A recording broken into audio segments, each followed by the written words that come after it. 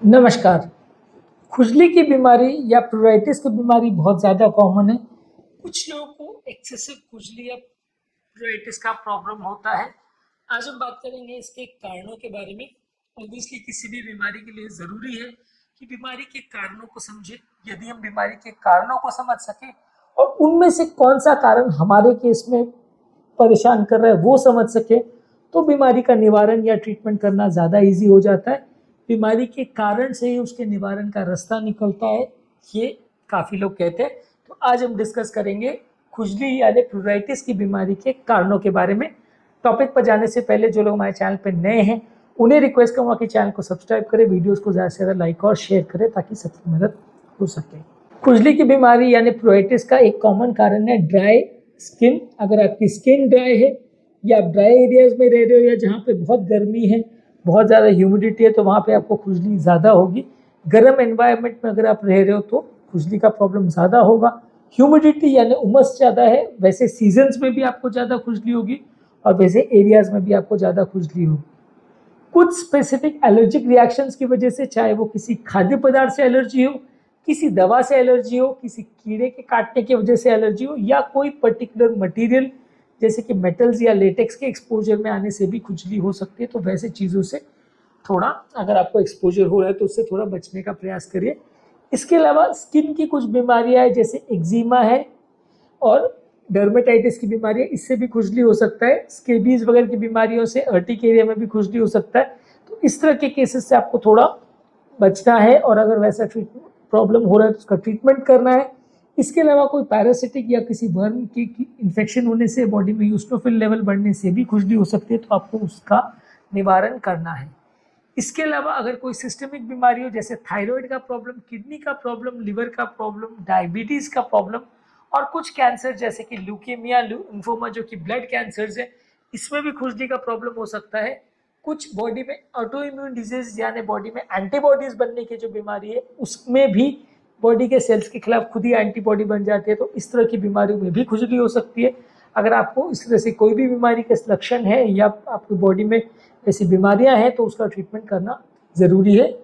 कुछ मेडिसिन के इफेक्ट से या साइड इफेक्ट से भी खुजलियाँ हो सकती है, जैसे कि एंटीबायोटिक्स में पेनिसिलिन से, ओपियोइड कुछ एंटी पेन किलर्स है उससे हो सकता है, और कुछ एंटी फंगल या HIV की मेडिसिन से भी खुजली का प्रॉब्लम हो सकता है। तो अगर इस तरह की कोई मेडिसिन आपको चल रही है तो ध्यान देने की आवश्यकता है कि इससे आपको खुजली का प्रॉब्लम तो नहीं हो रहा है। अगर आपको मेनोपॉज हो रहा है या प्रेगनेंसी हो रही है तो उस टाइम पे भी खुजली का प्रॉब्लम हो सकता है, तो उसका फिर अलग तरह से आपको ट्रीटमेंट लेना पड़ेगा और कभी कभी हार्मोनल सप्लीमेंट्स या उसके लिए अलग से थेरेपी लेना पड़ता है। कुछ साइकोलॉजिकल बीमारियां यानी मानसिक बीमारियां जैसे कि डिल्यूजन्स है या ऑब्सेसिव कंपल्सिव डिसऑर्डर्स है, इसमें भी खुजली का प्रॉब्लम होता है। अगर ऐसा कुछ आपको है तो साइकियाट्रिस्ट से डिस्कस करना पड़ेगा। कुछ कीड़ों के काटने से, कुछ इंसेक्ट्स है जैसे कि मस्कीटोज वगैरह हैं, फ्लीज है, बेड बग्स है, ये सब के काटने से भी खुजली का प्रॉब्लम ज़्यादा हो सकता है। अगर इसमें से आपको कुछ भी एक्सपोजर हुआ है या ऐसे एरिया में आप रह रहे हो जहाँ पे मच्छर हैं या फ्लीज हैं या कीड़े हैं तो उनसे थोड़ा बचिए, उनके एक्सपोजर से बचिए, तो खुजली का प्रॉब्लम थोड़ा कम होगा। कुछ एनवायरमेंटल फैक्टर्स है, इनकी वजह से भी खुजली ज़्यादा हो सकती है, जैसे कि कोई पर्टिकुलर फ्रेग्रेंस है उस एरिया में, या कोई पर्टिकुलर केमिकल्स का आपको एक्सपोजर हो रहा है, कोई पर्टिकुलर सोप का आपको एक्सपोजर हो रहा है, कोई पर्टिकुलर एलर्जन का आपको एक्सपोजर हो रहा है, और जैसे कि मैंने कहा गर्म और बहुत ज़्यादा ह्यूमिड एनवायरनमेंट में भी आपको खुजली का प्रॉब्लम हो सकता है, तो इनसे थोड़ा बचें। इसके अलावा कुछ न्यूरोलॉजिकल कंडीशंस और न्यूरोपैथीज में भी, जहाँ नर्व सेंसेशन डैमेज हो जाता है, नर्व का सप्लाई ब्रेन को जो हो रहा है वो डैमेज हो जाता है, तो उसकी वजह से भी खुजली हो सकती है। उम्र वाले पेशेंट या एजिंग जिनको है उनको भी स्किन ड्राई हो जाती है, तो इसकी वजह से भी खुजली का प्रॉब्लम हो सकता है। लंबे समय तक अगर किसी को किडनी का प्रॉब्लम हो और किडनी फेल हो रही है तो उसमें भी बॉडी में लेवल्स यूरिया का और मेटाबॉलिक वेस्ट प्रोडक्ट्स का बढ़ जाता है, इससे भी खुजली हो सकती है। लिवर की बीमारियों में अगर लिवर में बहुत ज़्यादा डैमेज हो गया हो, पीलिया वगैरह हो गया हो, तो उससे भी थोड़ा खुजली हो सकती है। कुछ कैंसर्स जैसे कि ल्यूकेमिया, लिम्फोमा और ब्लड के जो भी कैंसर्स है, हॉजकिन लिम्फोमा वगैरह, इसमें भी थोड़ा सा साइटोकाइंस बनते हैं, इससे भी खुजली का सेंसेशन बढ़ सकता है। इसके अलावा खून में अगर आयरन की कमी है और आयरन डेफिशिएंसी एनीमिया है तो इस तरह के पेशेंट को भी ज़्यादा खुजली एलर्जी हो सकती है। कुछ ऑटो इम्यून बीमारियां जैसे कि जोग्रेन सिंड्रोम है, प्राइमरी बिलियरी कोलेंजाइटिस है, इस तरह की बीमारियों में भी खुजली का प्रॉब्लम हो सकता है। कुछ नर्व की बीमारियां जैसे मल्टीपल स्क्लेरोसिस है, कुछ न्यूरोपैथीज है, इस तरह की बीमारियों में भी खुजली हो सकता है। कुछ अब्यूज करने वाली मेडिसिन है जैसे कि ओपियोइड्स है या नशे की चीजें, इस तरह से भी स्किन इरिटेट हो सकती है और इससे खुजली का प्रॉब्लम हो सकता है। इसके अलावा कुछ एलर्जिक या इन्फ्लेमेटरी डिसऑर्डर्स है जैसे कि लाइकन प्लेनस, बुलस पेम्फाइगॉइड और डर्मेटोमायोसाइटिस, इस तरह की बीमारियों में भी खुजली का प्रॉब्लम ज़्यादा हो सकता है। तो अगर आपको इनमें से कोई भी प्रॉब्लम अगर मिल रही है तो इसका इलाज अलग से करना ज़रूरी है।